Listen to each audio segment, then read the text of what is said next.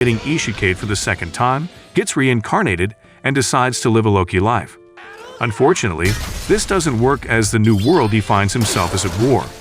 Before all of this, Yuki sits all alone in his classroom staring outside the class. At that moment, his childhood friend, Yui, goes to ask him what he is staring at. Yuki, who is uninterested, tells her he knows she would spark a rumor if she continues to interact with him in the class. Hearing this, Yui tells him she does not care as she touches his hair, and tells him that he looks gloomy with the way one of his eyes is covered due to his overgrown hair. She offers to help him cut his hair as usual, but Yuki sighs, realizing that he would not be able to get rid of her easily. Yui also adds that she believes that Yuki would always be the person she had known right from their childhood. Then Yuki tells her that he would allow her to help him to cut his hair, and she promises to make him look cool. Yuki looks outside through the window and begins to wonder how the other world is doing, and just in time, a sudden thunder strikes, and all of the students become scared. Yuki begins to wonder what is happening. Then the students suddenly sees a huge pattern on the floor in the classroom, and this pattern begins to shine a huge ray of light as it spreads across the classroom. Holy Jesus! What is that?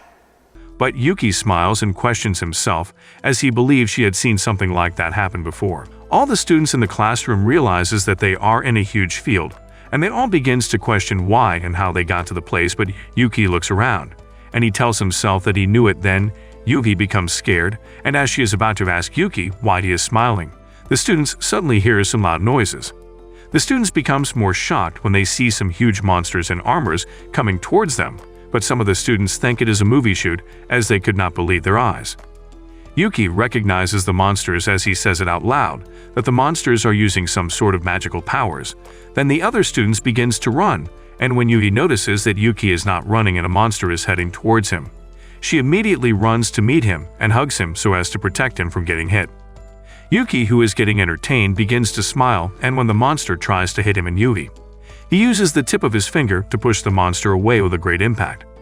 Yui becomes surprised, but Yuki tells her that they have to leave the scene, but while running towards where the other students are, Yui calls out to Yuki, and she tells him to look at what is happening in the front. When Yuki checks, the students suddenly sees a huge army coming towards them to defeat the monsters, but while watching, Yuki wonders why the war had not ended, but he suddenly sees that the monsters are controlled by a magical power sealed with a curse. A lady who is among the army calls out to Yui, and she explains that the battlefield is dangerous for them, so they would have to leave for the city. The lady adds that the Royal Knights would look after them, but another member of the Royal Knights comes to meet the lady and he tells her that they have to fight the monsters. Yuki smiles and he immediately tells Yui that they have to run away from the field. The students get to the palace, and while they are being addressed by the king, they all realize that the name of the kingdom is Destinia. The king thanks them as foreign heroes for coming in their time of emergency, as the kingdom is invaded by demons. Then he adds that the war had happened 5 years before, but they were rescued by some foreign hero. The students become surprised as they hear the king referring to them as heroes. Then the princess of Destiania addresses them as she pleads with them not to be confused. She adds that a hero had helped them to stop the war 5 years back, but the war had begun again, and the kingdom would not see their arrival as a coincidence.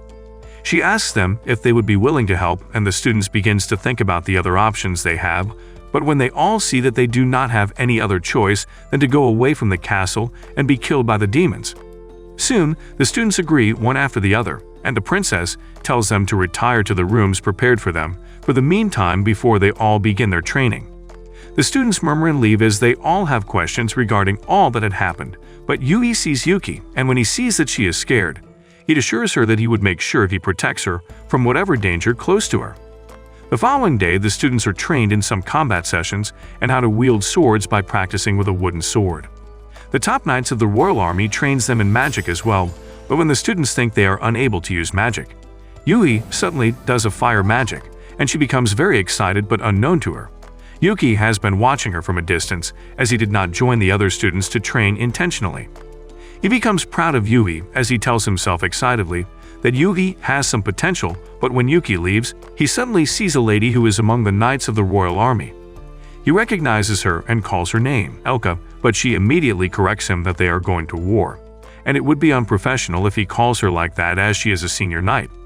Yuki becomes rude, and he tells her that he does not have to add any form of respect to her name, as she did not add it while introducing herself. Then Elka gets pissed, but she keeps her cool as she tells Yuki that his calm composure in an alien environment is highly commendable. But she also adds that his proud nature reminds her of a hero that was in their kingdom 5 years back, as the hero also possesses such arrogance which causes him to be blind to the way the ladies around him feels towards him. Elka pleads with Yuki to go and train or she would force him, and he immediately replies that it would be fun for him if she uses force. Elka and Yuki faces each other, and the both of them takes a battle stance, and when Elka attacks Yuki, he immediately hits her with a rather unusual force, and when she falls down, she becomes shocked and she tells Yuki that she recognizes that rush of energy as the one of the hero that was in their kingdom few years back. Yuki asks her if she has remembered him, and she immediately bows down as she calls him by his original name, Setsu. She pleads with Setsu, and she poses as a stool for him to sit on as he is her great master. We don't do that. The head of the royal army named Glean comes, and when he sees Elka and Setsu in such a manner, he becomes confused, and Elka immediately explains to him that Setsu, their master, is back in another body. Glean and Elka decide to go and tell their third friend Thea, but before they are able to break the news to Thea greets Setsu, and she tells him that she already knew he was back because of the energy of his magical power. After exchanging pleasantries, Setsu announces to the three that he is back home, but he immediately remembers what had happened before he left mysteriously, which could have put the kingdom in danger.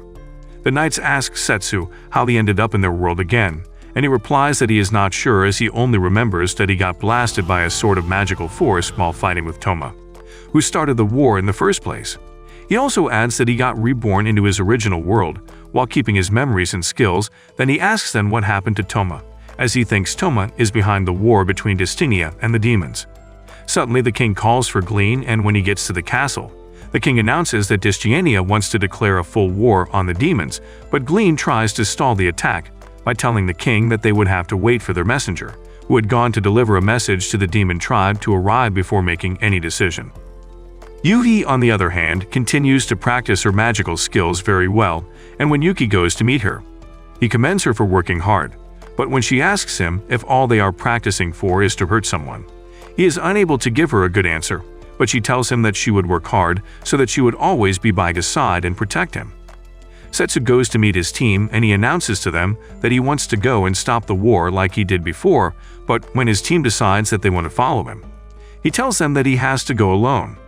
He explains to them, and finally they agree, but he tells them that they all need to get his sword, named Kuromaru, and after going to the castle's storage room to get the weapon.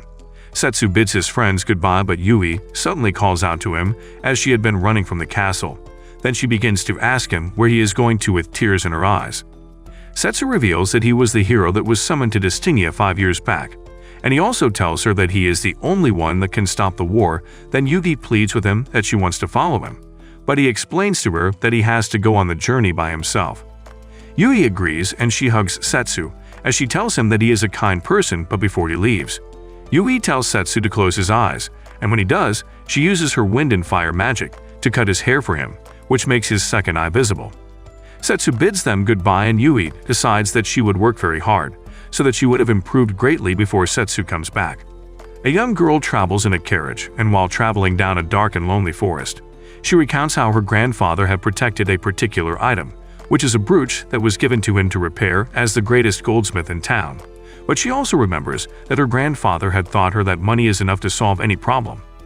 The horse of the carriage suddenly stops, and she becomes scared as she tries to make the horse move. But before she is able to do anything, she suddenly sees a huge monster in front of her, and the monster immediately attacks the carriage. She falls down, and when she sees that the brooch she is meant to deliver is on the floor, she immediately picks it up and keeps it in her backpack. She becomes relieved, and she admits that her grandfather would haunt her if she ever misplaced the brooch. Suddenly, she sees the monster in front of her again, and she begins to shiver because the monster smells like death itself. She pleads with the monster not to eat her as she begins to explain 50 reasons why the monster should not devour her. For her final trick, she decides to try to bribe the monster with money. Shut up, bitch! But the monster keeps growling at her until she hears a loud bang, and she immediately falls down, waiting for her death to come. She hears a loud bang, and when she looks up, she sees a young man. Setsu helps her to kill the monster. She immediately asks Setsu if he wants her money, but she also informs him that she does not have any money on her until she delivers her goods. Setsu tells her that he was just passing and he is not interested in her money. Then the girl tells Setsu that her grandfather had always told her that there is no free service, but Setsu thinks her grandfather is a jerk for teaching her that way. Setsu advises the girl on traveling alone, as her money would not be effective if she dies, but she looks at him and remembers that he looks like one man who had gotten it good from her grandfather. She also asks Setsu if he would be her guard, and after thinking about it, Setsu agrees, but he tells the girl that he does not have to be paid as he is heading towards her destination as well. He also adds that they would go their separate ways in the next town, and she agrees to this condition. The two board the horse, and on the way, the girl, whose name is Ruri, becomes sad because of her other goods which was left behind, and Setsu tells her that he only agreed to be her guard and not her porter. Then he notices that she holds a special package, and when he asks if that is the package she wants to deliver, she tells him that she would not show him the content of the package. After a few days of traveling, they get to the port town, and while walking, Ruri asks Setsu if he has been to the town before, and he replies that he had been in the town before the trade went up. Soon, Ruri tells Setsu that she would board a ship that would take her to the demonic continent in order to deliver her package, but as she asks from one captain to another, they all tell her that they would not be able to take her to the demonic continent because of the war. Ruri becomes disappointed, but she decides that she will keep on trying, but Setsu watches from afar, and when he decides to go and talk to her, he notices that some guards are trying to bully her. The guards stop Ruri, and when they ask her if she is a merchant, she replies to them, but they decide to check her special package, but when she refuses, they threaten to arrest her. Setsu walks up to the guards, and he accuses them of trying to inspect Ruri's goods. Then the guards insult Setsu as a mere adventurer, but Setsu dares them to draw their swords as he is Ruri's guard. The soldiers try to draw their swords, but when they see that most of the villagers are already watching, they decide to leave the two alone after threatening to deal with them later.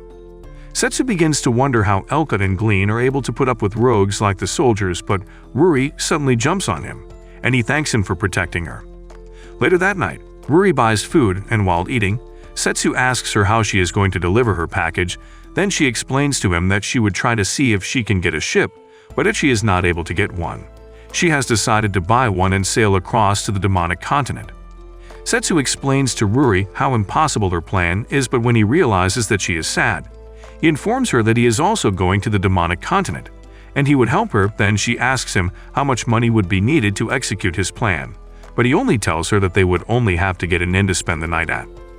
Ruri agrees, but she asks Setsu for a favor, and when he asks what it is, she pleads with him that they should split the cost of the inn. My disappointment is immeasurable, and my day is ruined.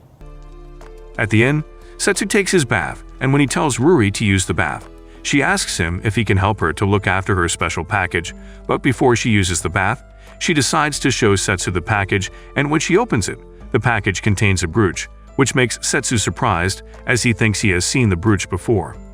She explains further that the brooch was the last job her grandfather took before he got sick and died, and she also adds that her grandfather had trusted her to deliver the package, but she is showing him because she trusts him more. Ruri leaves to go to the bath, but she tells Setsu not to steal her money while she is gone, and when she leaves the room, she becomes excited as she is able to finally trust someone. Meanwhile, Setsu touches the brooch, and it emits a magical smoke, and he immediately tells himself that he knew that was the same brooch he has casted a magic spell on. Later that night, Ruri and Setsu sleep peacefully. Then Setsu hears a loud bang, and he immediately knows that it is the soldiers from the afternoon, and he wakes up, takes his sword, and prepares to fight them. The soldiers ask the innkeeper for Setsu's rooms. When they are told, they barge into the room, and Ruri suddenly wakes up as she begins to tremble for fear. And Setsu immediately tells her that they would have to leave for the demonic continent earlier than they had planned. Setsu carries Ruri, and he jumps off through the window, and the soldiers begins to run after them, but Setsu continues to run with Ruri in his arms, and when they get to a closed area, he puts Ruri, who had been crying all along. Then they both run until they get to a dead end.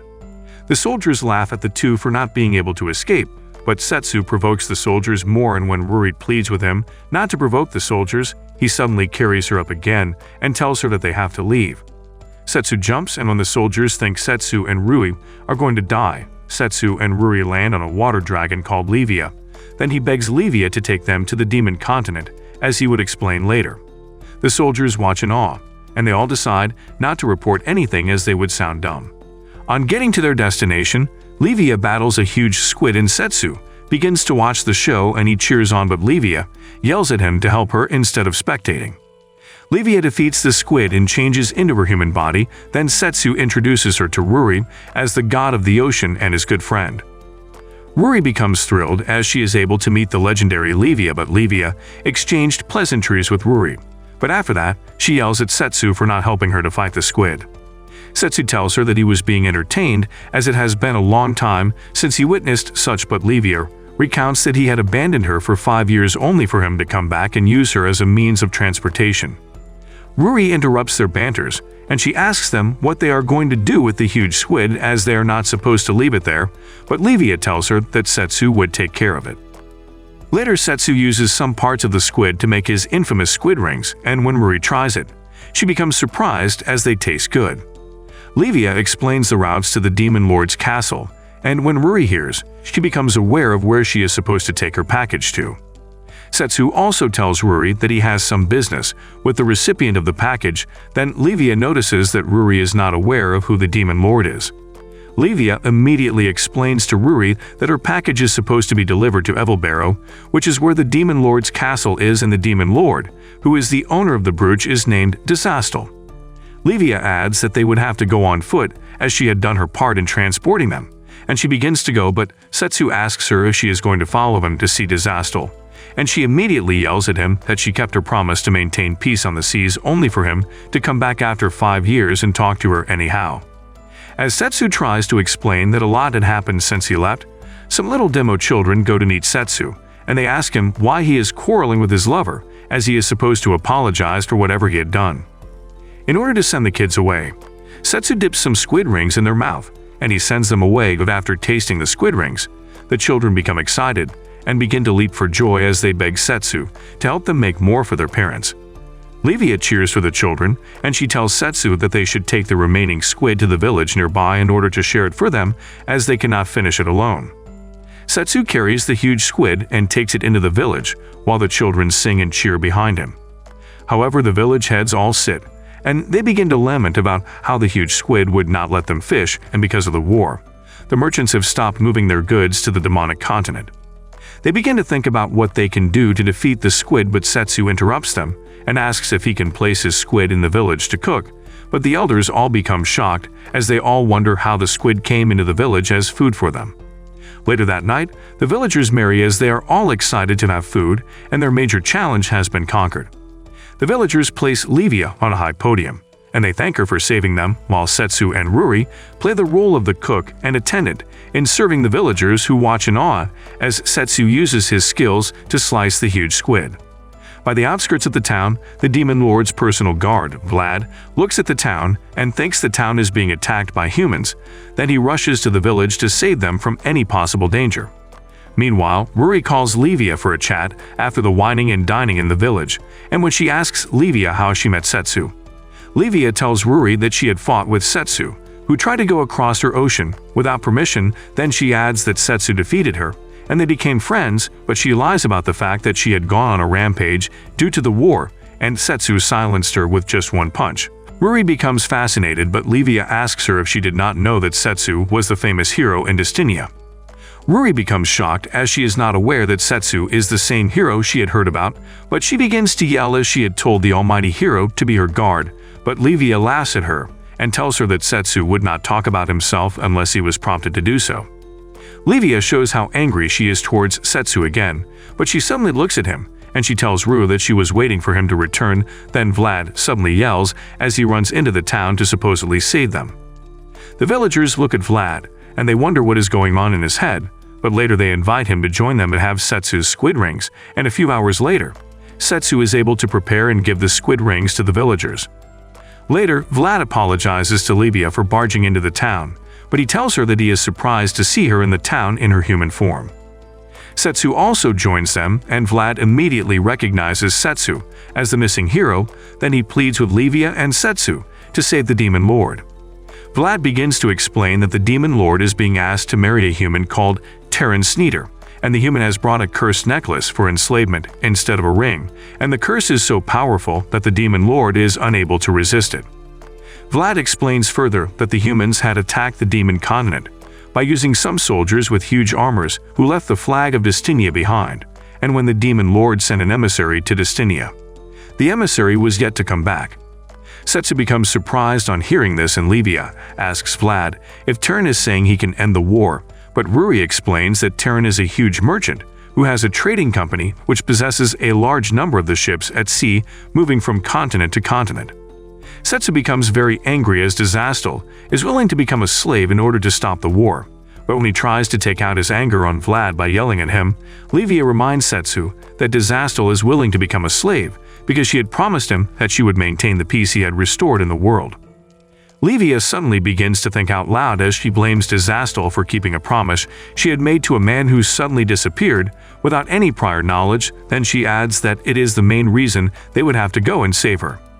Livia and Setsu begins to run to the demon lord's castle, and while running, Setsu reminds Livia that they are using the same route as the one they used when they wanted to launch a surprise attack on the castle during the war 5 years back, but Livia replies him that it is definitely on if their core memories. Some monsters try to attack them on the way, and they both recount how Vlad has told them that they do not have much time before the wedding occurs, and that Terran is surrounded by some skilled guards. Livia takes care of the monsters by using her magical powers to defeat them, while they continue to run towards the castle. Livia asks Setsu what his plan is, and he tells her that he is planning to stop the wedding and kill Terran, but when she asks how he is going to stop the war without Terran, he replies that he is suspecting that Terran is actually behind the war. He explains that in Destinia they had said the demons attacked first, while in Ivelbaro they said the humans attacked first, and when he saw the huge armored monsters, he noticed that they were controlled by a curse, which means someone is behind the war, and he believes that Terran knows something about it. Oh my. Livia recounts how being with Setsu unlocked her excitement to go on more adventures with him, and she also gets determined not to let Dizastal get all of the attention from Setsu. But she commends Setsu's squid rings openly, and he replies her that he would continue to make more for her. The demon lord Dizastal begins to recount how she has lived a long life enough for her to always guide her people against any form of war. She also recounts when she met Setsu, who had told her that he can help her stop the war, and after she agreed, he gave her a token of reconciliation, which is the brooch. She became devastated when she hears the news of the missing hero, but she decides that she will keep her promise of peace to Setsu. While walking with Vlad in the market, she realizes that the brooch Setsu had given her is broken, and Vlad immediately tells her that he would take it to a famous jeweler in Destinia. Then she thanks him for troubling him with her personal errand. When a guard had told Dizastal about how the Dystianian army had attacked them, Dizastal tells her warriors to prepare, but she tells Vlad that something is suspicious about the attack. Then she sends 2 of her warriors to go to Destinia to find out what had happened, because they had only signed the peace charter 5 years back. After days of honor hearing anything from Destinia, Dizastal begins to doubt if she can keep her promise to Setsu, because her soldiers have decided to fight to her some time in order to restore the peace in the kingdom. Vlad suddenly comes in with the news that a man named Terran Sneeder wants to speak with her. Terran proposes that he wants to help Dizastal stop the war, and in return he would have to marry her. It explains that he would use his influence as the most sought-out traitor to help stop the war with Destinia, and his only price would be to have Dizastal as his wife.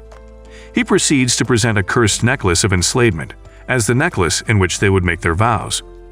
Dizastal begins to think about Terran's offer, and the soldiers begin to tell her not to accept Terran's offer. Dizastal tells Terran that she would think about his offer, but when he leaves, she begins to think of what to do, and when Vlad goes to meet her, he tries to tell her not to think of Terran's offer as an option, as the soldiers are willing to fight till their last breath for her, but she dismissed Vlad, as she tells him that she would make sure she makes the right decision for her people. Unknown to them, Terran discusses with a strange man in his carriage, and he tells the man that the demon lord was easier to convince than he expected. He also asks the man if they should withdraw their huge magic soldiers, but the man tells him not to worry, as it is the wish of his master not to pull back the magic soldiers. Back to the present day, the whole demonic continent all sit as they wait to witness the joining of Terrence and the demon lord, but while the demons all sit unhappy, Terran becomes excited as he also has some weird-looking men in coats who are there to protect him.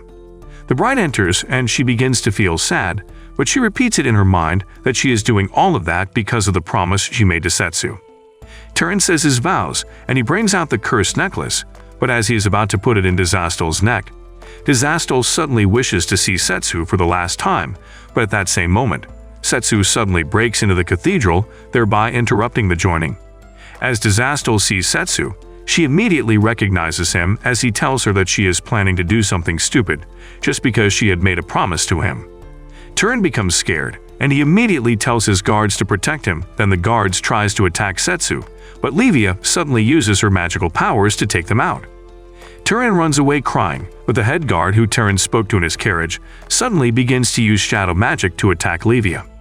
As he is about to hurt Livia, Setsu suddenly steps in, and he begins to hit him as he asks him if he is ready to pay for making Disastal cry.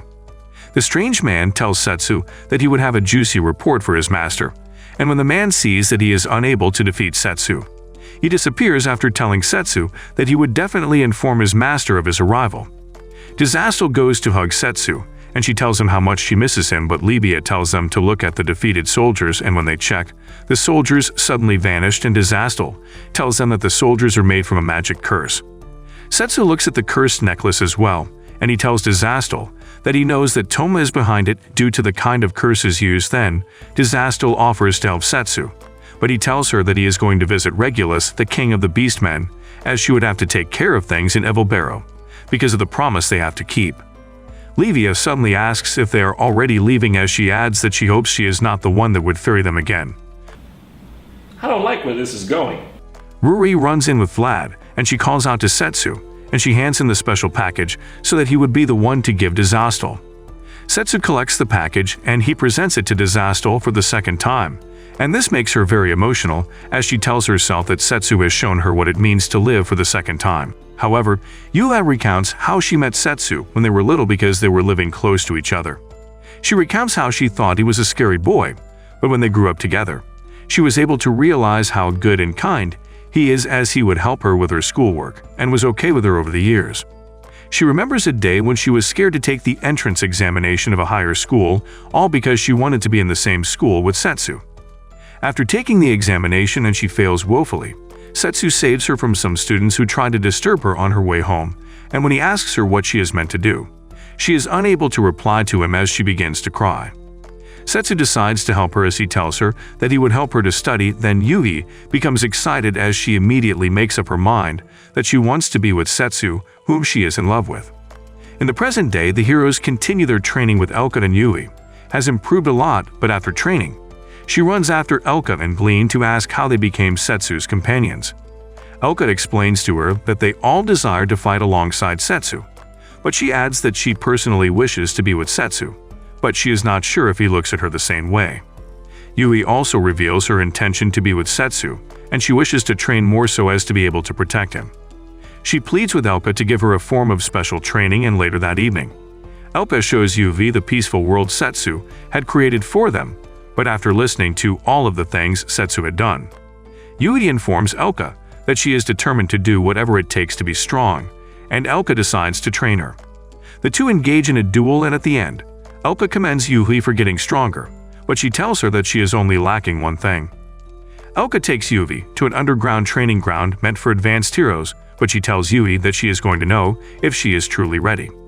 A water monster comes out of the pond, and Elka gives Yui instructions on how she would defeat the monster, but in the end, Elka tells Yui that she lacks the determination to defeat her enemies. Yui begins to explain that she cannot hurt anyone, but Elka becomes harsh and tells her that it is the only thing she needs, because if she does not hurt her enemies, they would hurt her loved ones. Elka kills the monster, and she leaves. Then Yui, who begins to cry knowing she is not capable. Later that night, Thea goes to heal Yui's wounds, and she explains to Yui that Elka is not being harsh, but after a heart-to-heart discussion with Thea, Yui feels relived a little bit, and when Thea finishes with Yui, she meets Elka on her way out, and she also talks to Elka to take it easy on Yui. Yui also goes to meet Glean, and when she asks him how he deals with killing his enemies on the battlefield, and when he explains, she tells him that she has decided on what to do. The following day, Elka apologizes for being harsh on Yui, while the both of them go back to the underground training spot. The monster comes out again, and when Yui defeats it, Elka becomes proud of her and tells her that she found her determination to kill, but Yui explains that she did not kill the monster, as she is determined to only weaken her enemies and not kill them. Stop the cap! She explains further that she would work hard so that she would not lose to any of her enemies as well, and because of this reply, Elka becomes more fulfilled that he has successfully trained Yui.